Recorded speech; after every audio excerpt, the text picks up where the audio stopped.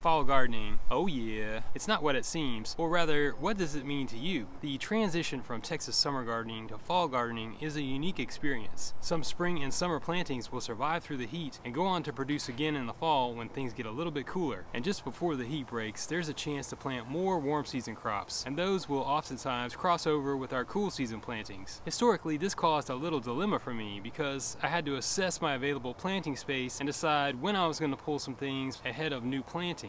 But what I really get excited about is all the vegetables that we can grow over the next 6 months, well into spring of next year. So I expanded my garden so I could grow those warm season crops and still have space to start new plantings for the cool season. In this Central Texas fall gardening update, I'll discuss my takeaways from the summer garden and my plans for growing food through the winter. What's up everyone, it's Scott from New Garden Road. You know I'm here to inform, inspire, and elevate you. Encouraging biodiversity and restoring habitat is my mission, one garden at a time. This year I really wanted to experiment and see just how many of my spring plantings could survive and go on to produce in the fall. I cut back the tomatoes that I planted in March by 2/3 in the first week of August. This is the Aunt Ruby's German green. It's set up some more fruit and it looks pretty happy. I also experimented for the first time with pruning back watermelons, cantaloupe, and eggplant. Those eggplants were more of an accident, but I'll tell you more about that coming up. I really was hoping that I'd get a second round of watermelons, but they've not been able to set fruit successfully. At this point, I don't know that they have enough time in the season to mature and be really sweet because the days are getting shorter. I even tried a second planting of watermelons here at the end of June. That didn't work out either. I really hoped that I would get another round of cantaloupes this summer. The few plants that were able to survive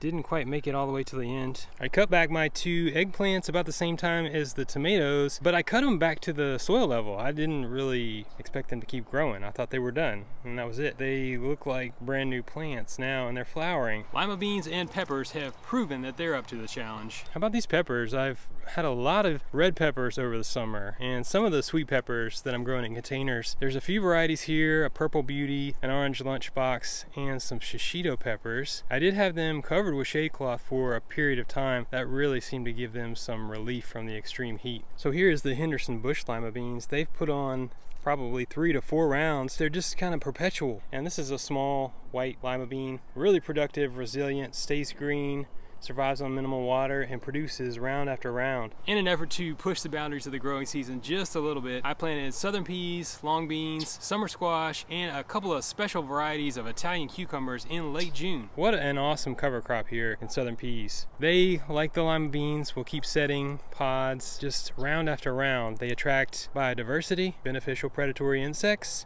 pollinators. They bring a balance to the garden. Long beans for sure, champions of summer, and they started producing after about 5 weeks. I never want to give up on growing squash. There's 3 varieties of zucchini, some scallop squash, and I think an early straight neck variety in here. Am I gonna get some squash? I tried these heirloom Italian cucumbers that have a chance at growing well in hot climates, but they didn't really take off. I think some of the challenges were the lack of rain and the extreme heat that was present in August and September. Nonetheless, I will try these varieties again in the spring. It's also worth noting that the sweet potato harvest was exceptional this year. I actually grew 2 varieties, and one I've yet to harvest. Those are growing in some 10-gallon grow bags. These will be ready very soon, at least according to their days to harvest. I can see some of the potatoes cresting at the top. Yeah, so you can see my point. The summer garden coincides with the fall garden, and a lot of these crops that I planted, grew through the summer, are producing food for me right now. That's something to consider. It's an adaptation in my planting style. I don't really try the snap beans or the green beans for fall because I have a variety of other legumes producing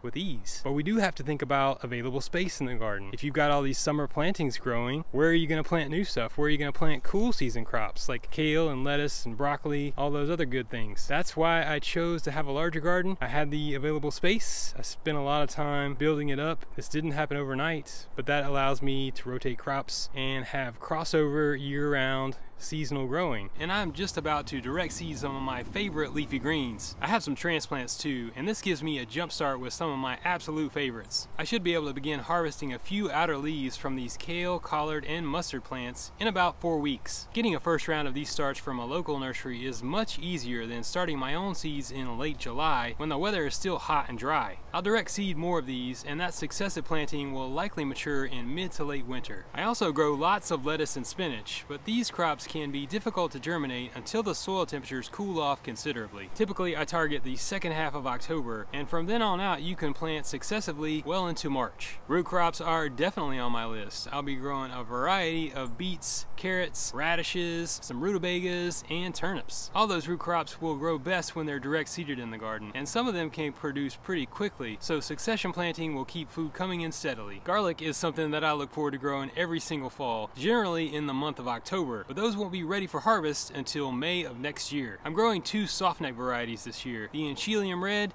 and the Early Italian Purple. Softneck varieties are generally recommended for warmer climates because we have mild winters, and those will do a little bit better in that case. I have been wanting to experiment with some hardneck varieties. I know there's a local farm called Urban Roots where they have had a long-standing hardneck variety that they produce season after season. Last spring I had the best crop of strawberries ever, and I'm anxious to plant some more this fall. We grow spring-bearing or short-day varieties here in Central Texas, and those will begin to mature in March and produce into early June. Make sure you keep your eyes peeled for some sweet videos on growing garlic and strawberries in the future. Encouraging biodiversity is a priority in my gardening practice. Soil preparation ahead of new plantings adds beneficial bacteria, microbes, and organic matter in the form of compost and granular fertilizer. With a focus on building healthy soil, the stage is set for plants to thrive. Each season I plant flowers throughout the garden to foster habitat for pollinators and to attract beneficial insects. Some of my favorites are rocket snapdragons, pansies, violas, larkspur, delphinium, and poppies. Some of those don't really flower much until early spring, but if I get some starts of snapdragons and pansies, I'm gonna have some flowers blooming really quickly. Calendulas and nasturtiums are also on that list, but they require extra protection to make it through freezing temperatures. If I was really on the ball, I would have started these ahead of time, probably August or September. That can be really difficult because it's so hot, but that is really the only way you can get a leg up other than finding some at your local nursery. Be prepared to just chill. We often have mild weather conditions throughout the winter here in the Austin area. The deep freeze that we had last February taught me some valuable lessons. It's important to have a plan and be prepared if or when cold weather moves into the region. Oftentimes we'll get a light freeze in November or December followed by an extended period of mild weather. Over the years I've invested in the materials to build enough PVC hoop structures to extend the season for my fall plantings. Most of what I have is midway frost cloth, and that will protect my plants by 6 to 8 degrees. And when combined with a little bit of protection, these initial frosts can help to build cold tolerance in my fall plantings. And those cold temperatures are really required to bring out the sweetness in plants such as kale and collards, while some crops such as garlic require a period of vernalization before they will be triggered to divide and produce the head of garlic that we're after. Yeah, yo, that's what I'm talking about, messing everything up. Just do it,